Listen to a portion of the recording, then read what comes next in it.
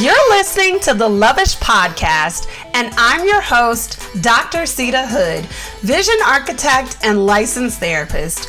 Each week, I'm going to help you to develop the belief and strategy necessary to make an immediate impact on the world by deep diving into topics like mental wellness, faith, relationships, and you guessed it, love. I should mention before we hop into the show, this is not a substitute for a relationship with a licensed therapist. You ready? Let's get it.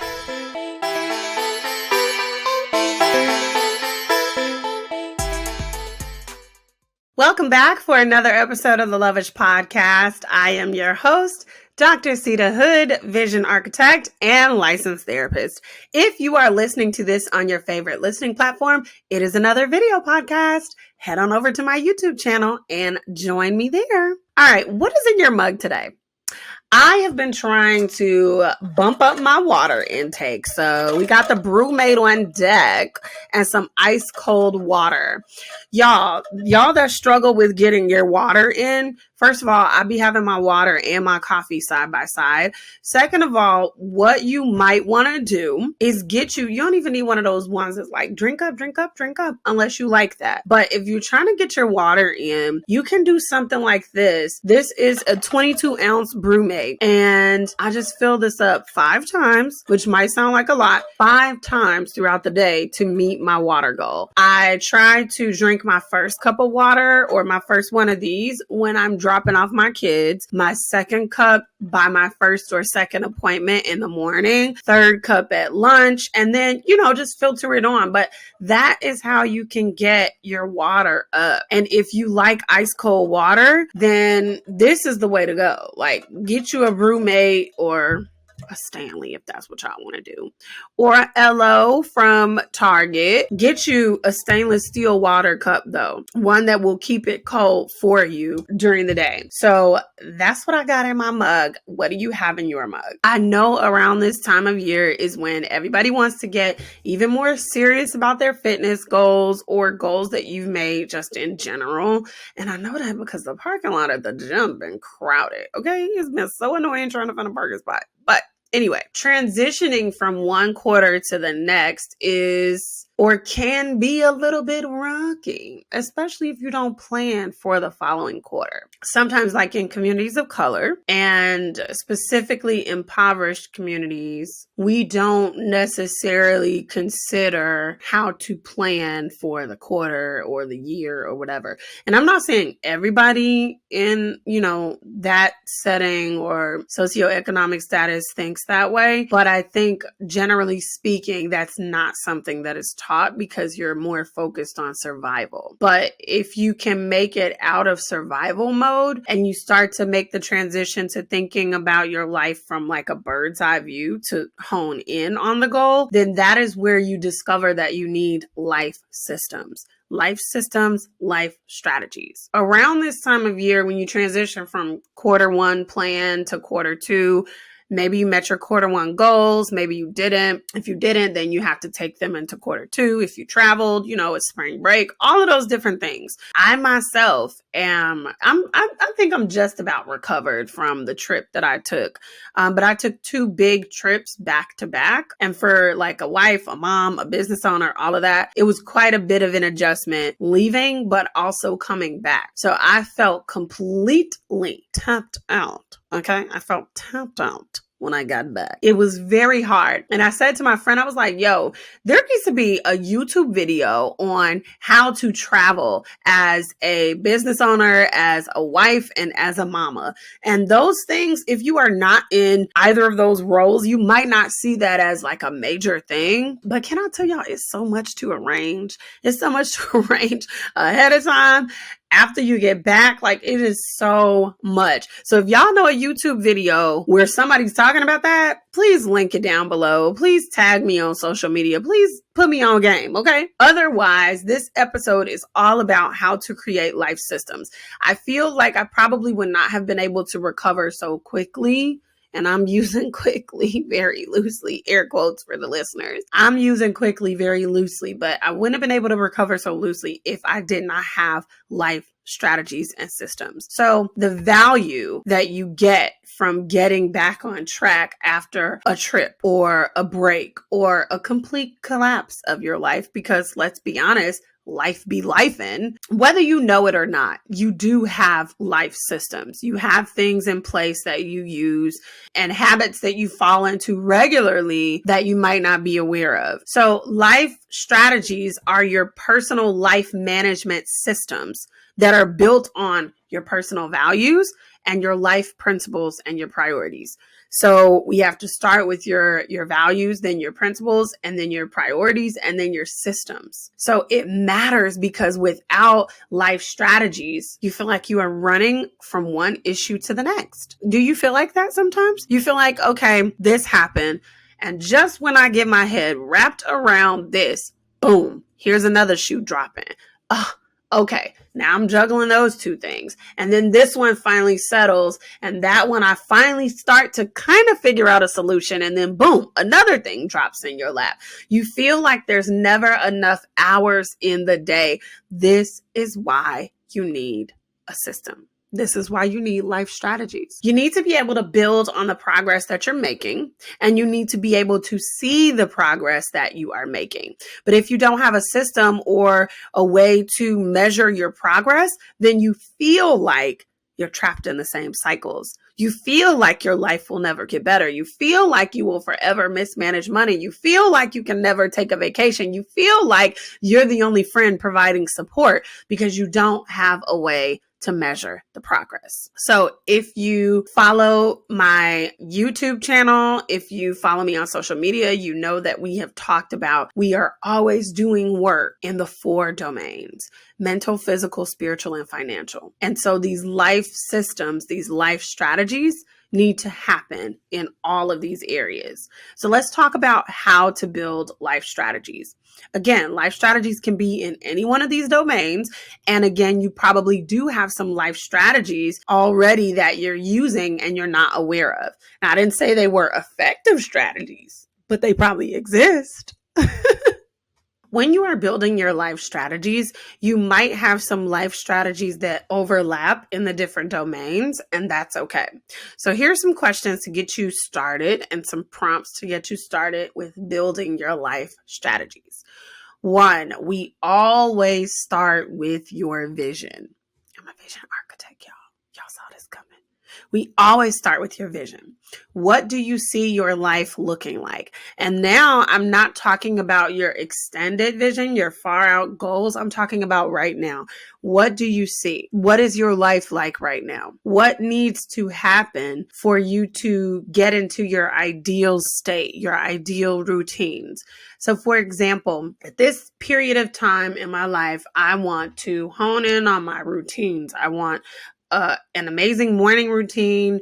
I want to not be flying out the door to get the kids to school. I want a promotion at work, which means I want to show up to work looking really refined and good and dressing for the part that I want. I want to be able to eat a healthy meal. What is currently happening? Well, right now, I'm struggling to sleep at night. I'm struggling to get up in the morning. The kids are getting on my nerves, getting them out the door. And I'm showing up to work with my clothes not ironed. Okay, that's what we need to look at. What needs to happen to take you from barely sleeping at night or barely showing up in the morning and dragging out of bed to getting to that point where you're like, I'm feeling energized when I wake up? Is it a doctor's visit to make sure that nothing is medically going on with you and that's why you're struggling to sleep? Or is it just a matter of taking some melatonin and going to bed?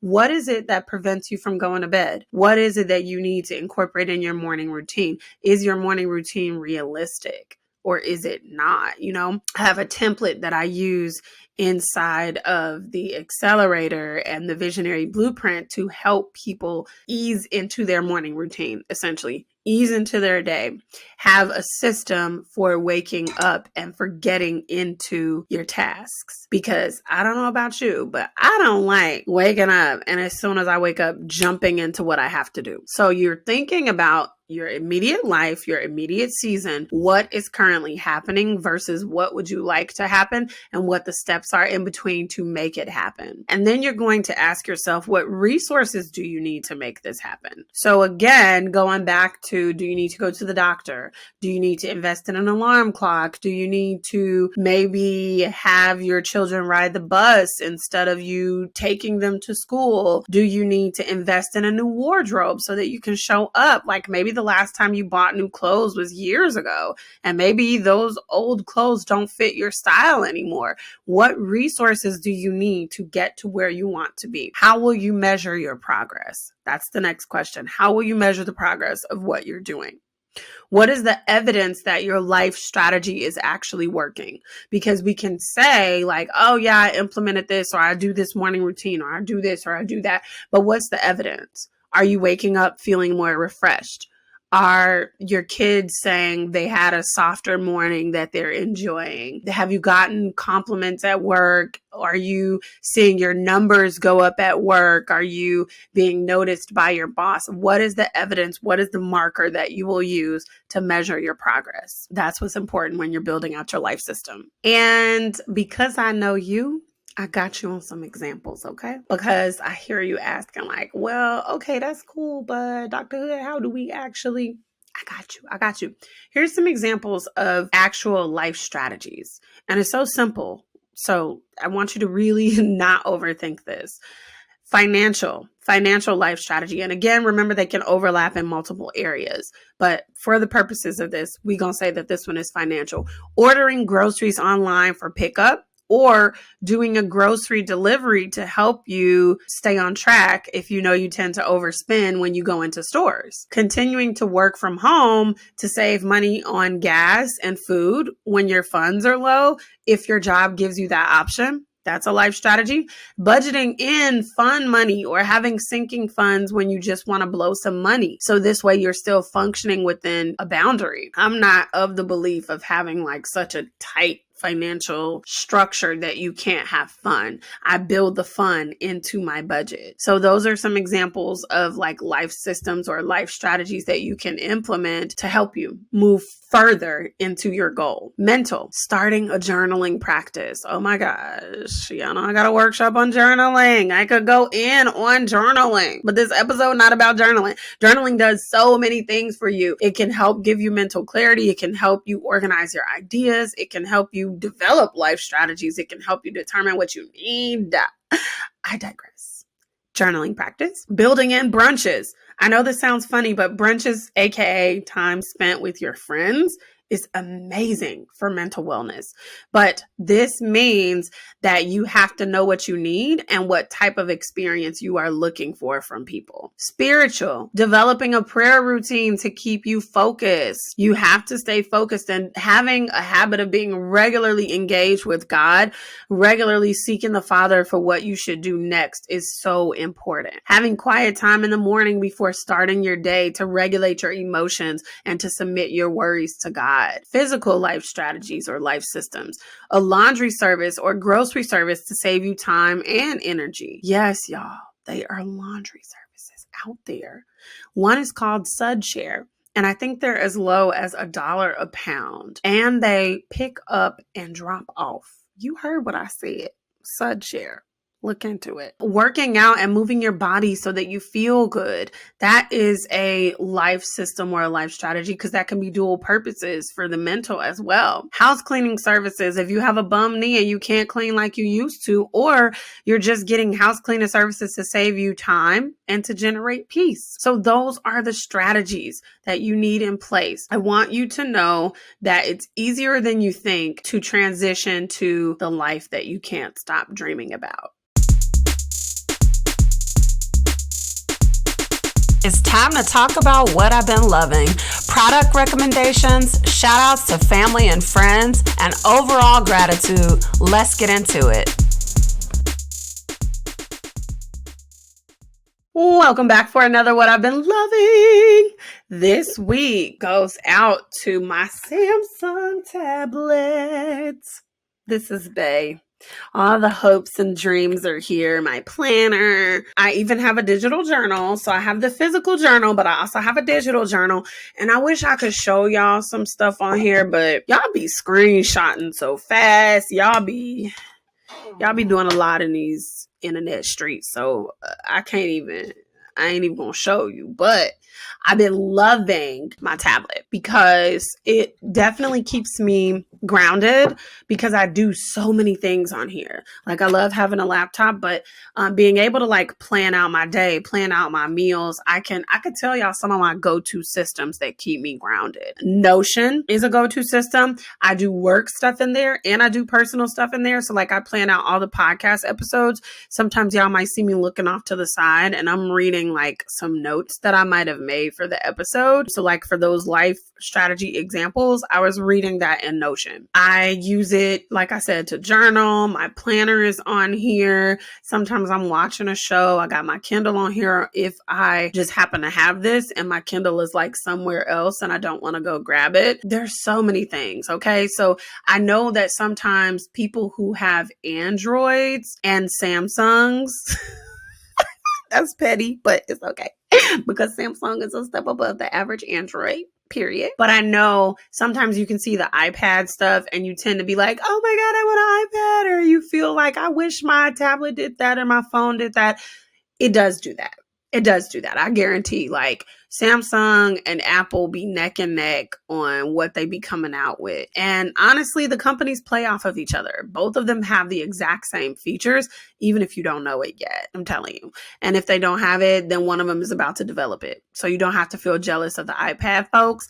And this right here, all those little pretty aesthetically pleasing things that you see people doing on iPads, you could do it on this too, girlfriend. So that's what I've been loving this week. How about you? If you enjoyed today's episode, share the love. Share it with your mama, share it with your auntie, share it with your best friend, and then head on over to Apple Podcasts and leave us a 5-star review. Reviews help the podcast to grow. Well, that's all I have for you this week. I'll see you out in these social media streets.